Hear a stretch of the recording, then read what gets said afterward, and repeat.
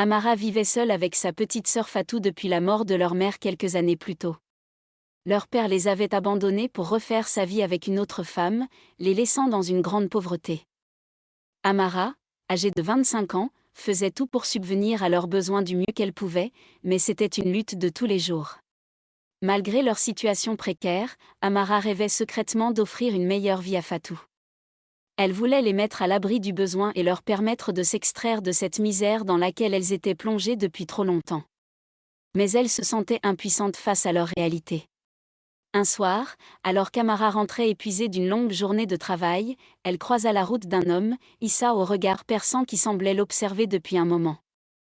Intriguée, elle s'approcha de lui, et c'est alors qu'il lui fit une proposition inattendue. Issa expliqua à Amara qu'il pouvait l'aider à devenir riche et puissante, à condition qu'elle accepte de suivre certaines de ses instructions. Bien que méfiante au début, la promesse d'une vie meilleure pour elle et Fatou attisa la curiosité d'Amara, qui voyait là une chance de changer leur destin. Malgré les mises en garde de sa conscience, Amara se laissa séduire par les perspectives offertes par Issa. Il lui expliqua qu'elle devrait accomplir une série de rituels ancestraux, impliquant des sacrifices et des offrandes, pour atteindre la richesse et le pouvoir qu'il lui promettait. Bien qu'effrayée par la nature sombre de ces rituels, l'espoir d'offrir un avenir radieux à sa sœur poussa Amara à accepter. À partir de ce jour, Amara se lança dans un processus de transformation, déterminée à tout faire pour atteindre la richesse et le pouvoir qu'Issa lui avait promis. Mais elle ne se doutait pas que ce chemin la conduirait sur une voie sombre et sans retour. Issa l'instruisit dans la réalisation de rituels ancestraux, exigeant d'elle des sacrifices de plus en plus dérangeants. Amara devait offrir des objets de valeur, puis des animaux, et finalement, il lui demanda de trouver des victimes humaines pour ces cérémonies. Bien qu'elle fût horrifiée à l'idée de devoir tuer, Amara se rappelait constamment de la promesse d'une vie meilleure pour elle et Fatou. Sa soif de réussite l'emportait sur ses scrupules, et elle finit par se convaincre que le jeu en valait la chandelle. Petit à petit, Amara s'enfonça dans un engrenage néfaste. Elle commença à mentir à sa sœur, prétextant des voyages d'affaires ou des contrats lucratifs pour justifier ses absences prolongées. Fatou, ignorante du sort qui l'attendait, faisait confiance à sa grande sœur. Malgré les remords qui la tiraillaient parfois, Amara poursuivait son chemin, convaincue que le succès final justifierait tous les moyens employés. Elle n'imaginait pas encore à quel point sa vie allait basculer dans les ténèbres. Grâce à l'aide d'Issa, Amara commença à voir les fruits de son travail acharné. Petit à petit, elle accumula les richesses et les biens matériels, se construisant un train de vie fastueux. Ses amis et sa famille étaient impressionnés par sa réussite soudaine. Amara prit un malin plaisir à étaler sa nouvelle prospérité, savourant chaque instant de sa montée en puissance. Elle se délectait du respect et de l'envie que suscitait son nouveau statut social. Tous ses sacrifices semblaient valoir la peine face à cette récompense. Cependant, malgré cette ascension fulgurante, Amara sentait parfois un malaise grandir en elle. Les instructions d'Issa devenaient de plus en plus obscures et dérangeantes, la forçant à accomplir des actes qu'elle peinait à justifier moralement. Mais sa soif de richesse l'emportait toujours. Petit à petit, Amara s'éloignait de ses valeurs initiales, cédant à la tentation du pouvoir et de l'argent. Elle se persuadait que le succès final excusait tous les moyens employés, ignorant les conséquences désastreuses que cela aurait sur sa vie. Malgré les doutes qui l'assaillaient parfois, Amara poursuivait son ascension, se convainquant qu'elle n'avait pas le choix. Son rêve de richesse et de reconnaissance sociale l'aveuglait, l'empêchant de voir les dangers qui se profilaient à l'horizon. Alors qu'Amara atteignait des sommets de richesse et de prestige, elle se sentait de plus en plus isolée et tourmentée. Les instructions d'Issa devenaient de plus en plus exigeantes et moralement répréhensibles, la forçant à garder de lourds secrets. Amara vivait dans la peur constante que ses actes passés ne soient découverts. Elle évitait soigneusement tout contact avec son entourage d'autrefois, de peur que quelqu'un ne finisse par soupçonner la vérité sur son succès fulgurant. Au fil du temps, Amara se coupait progressivement de ses proches, préférant se réfugier dans son nouveau monde doré. Elle se persuadait que cet isolement était nécessaire pour préserver son nouveau statut et sa fortune durement acquise. Malgré ses efforts, Amara était rongée par la culpabilité et les remords. Certaines nuits, elle se réveillait en sueur, hantée par les conséquences de ses actes. Mais sa peur de perdre tout ce qu'elle avait construit l'empêchait d'envisager de tout avouer. Peu à peu, Amara s'enfonçait dans un cercle vicieux, coincée entre sa soif de pouvoir et de richesse, et la lourde charge des secrets qu'elle devait dissimuler. Son rêve de réussite se transformait en un cauchemar dont elle ne parvenait pas à s'extirper. Un jour, alors qu'Amara s'apprêtait à effectuer un nouveau rituel pour Issa, un événement inattendu vint bouleverser le cours de sa vie. Alors qu'elle pensait tout contrôler, une série d'événements tragiques s'enchaînèrent, la forçant à faire face à ses actes passés. Un soir, Amara décida de faire enlever sa servante par les hommes de main d'Issa pour un rituel secret. Mais les choses ne se passèrent pas comme prévu. Sa jeune sœur Fatou, qui revenait juste de voyage, portait des vêtements simples comme ceux de la servante.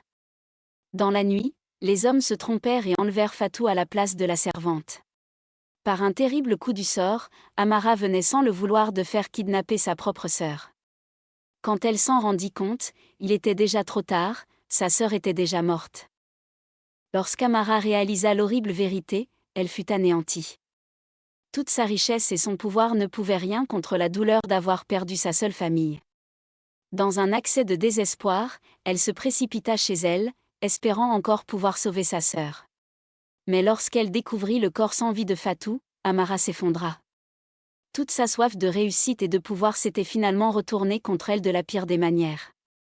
Elle avait tout sacrifié pour son rêve, et maintenant elle en payait le prix le plus cher. Dans un état de choc et de douleur insurmontable, Amara hurla dans les rues, appelant désespérément le nom de sa sœur. Toute sa vie basculait dans les ténèbres, la forçant à faire face aux conséquences de ses choix passés. Elle réalisait enfin l'ampleur de la tragédie qu'elle avait elle-même engendrée. Amara était inconsolable. La perte de sa sœur unique la détruisait de l'intérieur, anéantissant tout ce qu'elle avait construit avec tant d'efforts. Toute sa fortune et son pouvoir ne pouvaient rien contre la douleur insurmontable qu'elle ressentait. Dans un état de désespoir total, Amara se rendit compte de l'horreur de ses actes passés. Tous ses sacrifices, ses mensonges et ses trahisons avaient finalement conduit à la tragédie ultime. Elle avait tout perdu, y compris ce qu'elle avait de plus précieux au monde. Incapable de supporter le poids de sa culpabilité, Amara sombra dans une profonde dépression. Elle se retrouva seule, abandonnée de tous, avec la conscience rongée par les remords. Tout ce qu'elle avait accompli n'avait servi qu'à la conduire à cette terrible issue. Pendant des jours, Amara resta enfermée chez elle, refusant toute visite et toute aide. Elle revivait sans cesse les événements tragiques, se maudissant d'avoir cédé à la tentation du pouvoir et de la richesse. Son rêve s'était transformé en un cauchemar sans fin. Peu à peu, Amara réalisa l'étendue des dégâts causés par ses choix passés. Elle avait tout perdu, sa sœur, sa famille, ses amis, et jusqu'à son humanité. Sa vie n'était plus qu'un désastre dans lequel elle se débattait, incapable de trouver un moyen d'en sortir. Lorsqu'Amara ne put plus supporter le poids de sa culpabilité, elle s'effondra mentalement. Elle fut emmenée de force dans un hôpital psychiatrique, incapable de faire face à la réalité de ses actes. Internée dans cet établissement strict, Amara sombra peu à peu dans la folie. Ses jours étaient rythmés par les médicaments et les séances de thérapie, mais rien ne parvenait à apaiser les tourments de son esprit ravagé.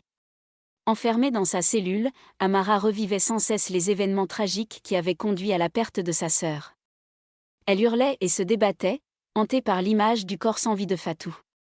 Sa culpabilité la rongeait jusqu'à l'os, la laissant brisée et incapable de trouver un quelconque répit. Les médecins et le personnel de l'hôpital tentaient de la soigner, mais Amara rejetait toute aide extérieure. Elle s'était coupée du monde, refusant de communiquer et de s'ouvrir à quiconque. Son âme était à jamais perdue dans les ténèbres de la folie. Jour après jour, Amara sombrait un peu plus, toute volonté de vivre l'ayant désertée. Elle n'était plus qu'un fantôme hanté par les fantômes de son passé, incapable de trouver un moyen de racheter son âme. Après des années d'internement dans l'asile psychiatrique, Amara s'était complètement murée dans sa folie. Toute trace d'humanité l'avait désertée, ne laissant place qu'à un vide abyssal. Un soir, profitant d'un moment d'inattention du personnel, Amara réussit à se procurer un objet tranchant. Dans un ultime élan de désespoir, elle se l'enfonça brutalement dans la poitrine, mettant fin à ses jours. Lorsque les infirmiers découvrirent son corps inanimé, ils ne purent que constater l'étendue de la tragédie qui s'était jouée. Amara avait succombé à la douleur insurmontable de ses actes passés, incapable de trouver un moyen de racheter son âme. La nouvelle de son suicide se répandit rapidement, choquant ceux qui avaient suivi de près ou de loin son parcours. Certains exprimèrent un sentiment de soulagement, estimant que cette histoire tragique prenait enfin fin. D'autres étaient simplement accablés par l'ampleur de la souffrance qu'Amara avait endurée. Ses dépouilles furent discrètement enterrées, sans cérémonie ni hommage. Le souvenir d'Amara était désormais teinté d'infamie, son nom associé à jamais à la trahison, la cupidité et la folie meurtrière.